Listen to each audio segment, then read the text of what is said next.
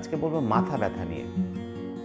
আচ্ছা, কখনো মাথা ব্যথা হয় নাই এমন কেউ কি আছেন যার কোনোদিন মাথা ব্যথা হয় নাই? বলতে পারবেন? যদি কেউ থেকে থাকেন, আমার তাকে খুব দেখার শখ।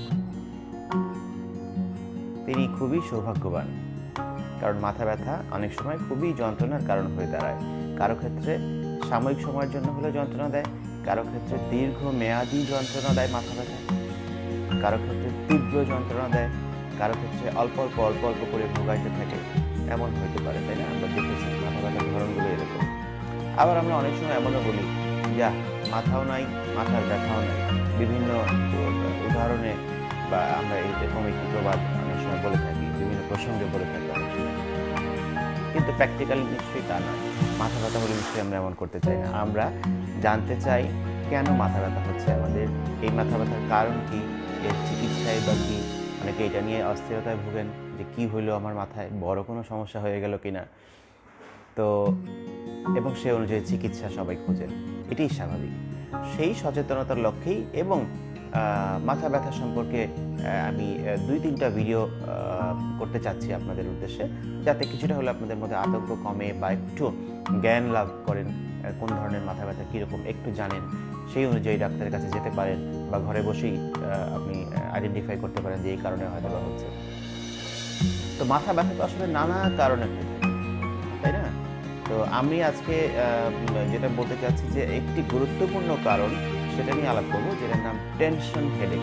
আমরা অনেক রকমের ক্লাসিফিকেশন আছে, সেগুলো কঠিন কঠিন কথা, বইয়ের কথা, সেগুলো আপনাদেরকে আমরা বলতে চাই না।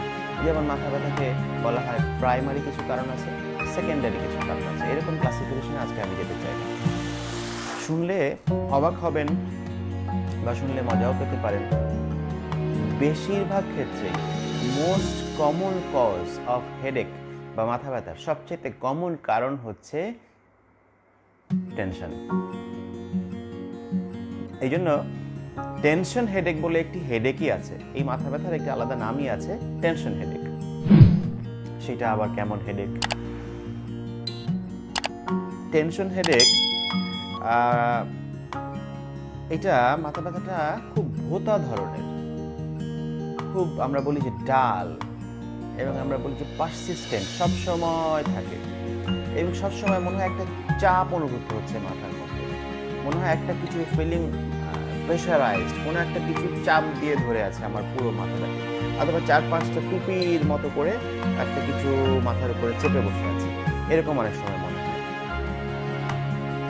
এবং একটা চাপ ধরা ব্যথা, সারাক্ষণ বয়ে বেড়াচ্ছি এটা নিয়ে, এই ধরনের কাজ করে, এরকম একটি ব্যথা নিয়ে থাকি আমরা। এবং এটা দেখা যায় যে ব্যথার ওষুধ খেলে এই ব্যথা কমে না।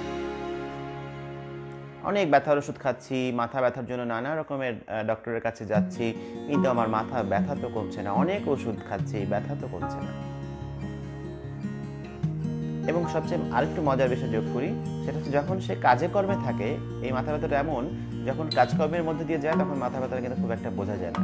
যখনই কাজকর্ম শেষ হয়, যখন এই মাথায় নানা রকম চিন্তা ভাবনা আসতে থাকে বা কোনো কারণে অ্যাংজাইটি বা টেনশন বেড়ে যেতে থাকে, তখন কিন্তু মাথা ব্যথাটা অনুভূত হয় বেশি, বা একটু অবসরে থাকলেও তখনই অনুভূত হয় যে কিরে চাপ ধরে আছে কিছু একটা, এরকম মনে হয়। এবং এই মাথা ব্যথা, এই টেনশন হেডেকের কারণটা ধরা হয় যে টেনশনে আমাদের আসলে শরীরের মাংসপেশিগুলো একদম টাইট হয়ে যায়, স্টিফ হয়ে যায়। যখন আমরা খুব টেনশনে থাকি, কোনো কিছু নিয়ে চাপে থাকি, স্ট্রেসে থাকি, সমস্ত শরীরের মাংসপেশি টাইট হয়ে যায় মনের অজান্তেই। কিন্তু আপনি যখন রিল্যাক্স থাকেন, আপনি মনে করেন টিভি দেখছেন, আপনি মনে করেন আপনার বন্ধুর সাথে গল্প করছেন, আপনি মনে করেন যে আপনি কাছের মানুষের সাথে কথা বলছেন, খুব একটি ভালো মুডে আছেন, ওই সময় কিন্তু একদম মাংসপেশিগুলো শিথিল অবস্থায় থাকে। কিন্তু আপনি যখন টেনশনে ভোগেন, আমরা জানি না, তখন মনের অজান্তেই সমস্ত শরীরের মাংসপেশি টাইট হয়ে যায়। ঠিক একইভাবে মাথায় অনেকগুলো মাংসপেশি আছে, মাসেল আছে, সেই মাংসপেশিগুলো চাপ ধরে থাকে। এই কারণেই ধরে নেওয়া হয় যে টেনশন হেডেকটা হয়।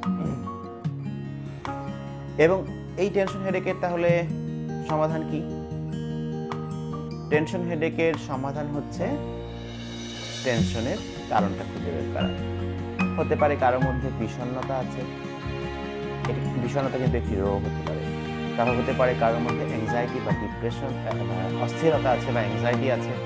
বিষণ্ণতা অর্থ আমরা এর আগে বলেছি যে ডিপ্রেশনকে বিষণ্ণতা বলা হয়। অ্যাংজাইটি বা দুশ্চিন্তা বা অস্থিরতা, টেনশন সবসময় কাজ করে, এরকম কোনো রোগ থাকতে পারে। সেই রোগগুলো সঠিকভাবে নির্ণয় করা এবং নির্ণয়ের পরে সেগুলোর সুচিকিৎসার বন্দোবস্ত করা যদি করা যায় তাহলেই এই টেনশন হেডেক কমবে, আদারওয়াইজ এই টেনশন হেডেক কমবে না। একটি সুখবর বা একটি ভালো খবর দেই আপনাদেরকে, আতঙ্কিত যারা অনেকে মাথা ব্যথা নিয়ে আতঙ্কিত হন তাদের উদ্দেশ্যে আমি একটু বলি।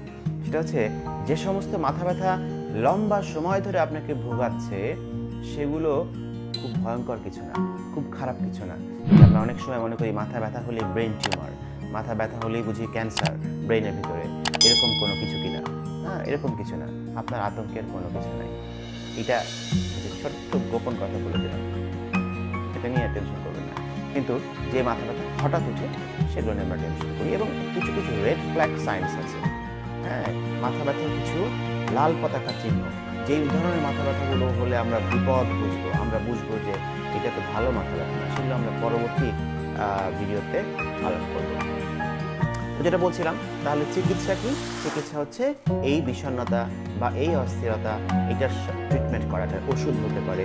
এটা আপনি কোনো একটি বিষয় নিয়ে যদি আপনি টেনশনে থাকেন, সেই বিষয় নিয়ে আলাপ আলোচনা করে সেটা সমাধান হতে পারে, নানাভাবে এটা হতে পারে। আমরা বলি যে PMRT বা প্রোগ্রেসিভ মাসকুলার রিল্যাক্সেশন থেরাপি বলে একটি রিল্যাক্সেশন বা শিথিলায়নের ব্যায়াম আছে, যেটা করলে অস্থিরতা কমে, মাংসপেশিগুলো শিথিল হয়, মনের অস্থিরতা কমে। এবং ব্রিদিংয়ের মাধ্যমে করতে পারি, অর্থাৎ শ্বাস প্রশ্বাসের একটি বিশেষ ব্যায়াম। আমরা মাংসপেশির সেই বিশেষ ব্যায়াম সেটা করতে পারি, কল্পনার কিছু ব্যায়াম আছে সেটা করতে পারি, রিল্যাক্সেশন এক্সারসাইজগুলো সেটা করলেও কিন্তু এই মাথা ব্যথা কমে যায়, ম্যাজিকের মতো কমে যায়। তো আশা করছি টেনশন হেডেক সম্পর্কে আপনাদেরকে একটু হলেও জ্ঞান দিতে পেরেছি। টেনশন হেডেক লম্বা টাইম থাকে, টেনশন হেডেক চাপ ধরে থাকে, মোটা ব্যথা, টেনশন হেডেক একটি মনে হয় মাথার উপর বোঝা চাপিয়ে দিয়েছে, অলওয়েজ থাকে, পারসিস্টেন্ট থাকে, সবসময় থাকে, কন্টিনিউয়াস থাকে, আসে যায় এমন কিন্তু না। আসলে টেনশন হেডেক ব্যথার ওষুধেও কম না, এরকম এটাই হচ্ছে মূল কথা টেনশন হেডেক। ঠিক আছে, অন্য কোনো একদিন আরেক ধরনের হেডেক নিয়ে কথা বলবো। ভালো থাকবেন।